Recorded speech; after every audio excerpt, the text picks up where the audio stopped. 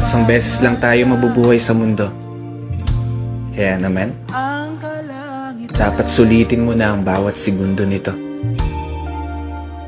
Gawin mo lang palagi yung mga bagay na tingin mo magpapasaya sa'yo. Puntahan yung mga lugar na gusto makita ng mga mata mo.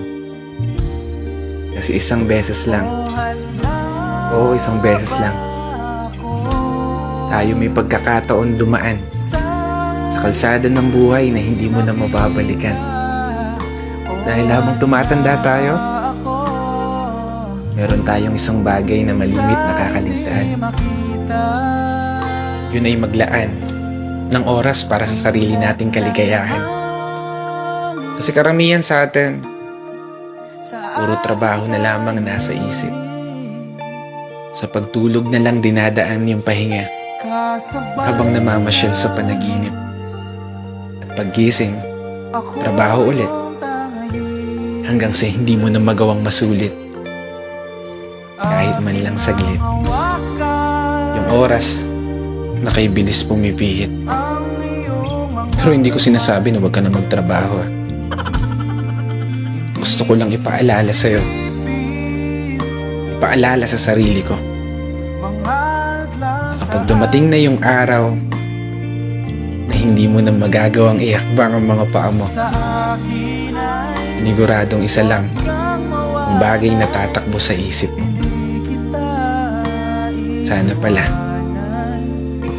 ginawa ko na yung mga bagay na gusto ko. Sana pala sinulit ko na yung mga oras na meron ako. Kaya hindi pa huli, may pagkakataon ka pa.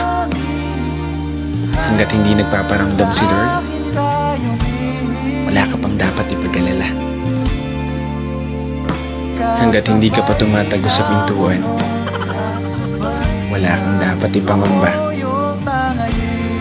Dahil hanggat humihinga ka, magagawa mo pa.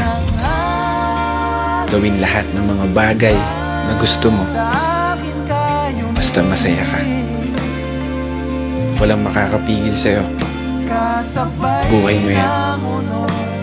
Kaya kung umabot ka hanggang dito at patuloy na nakikinig, maraming salamat. Dahil gaya mo, ginagawa ko lang din kung ano yung pangarap ko.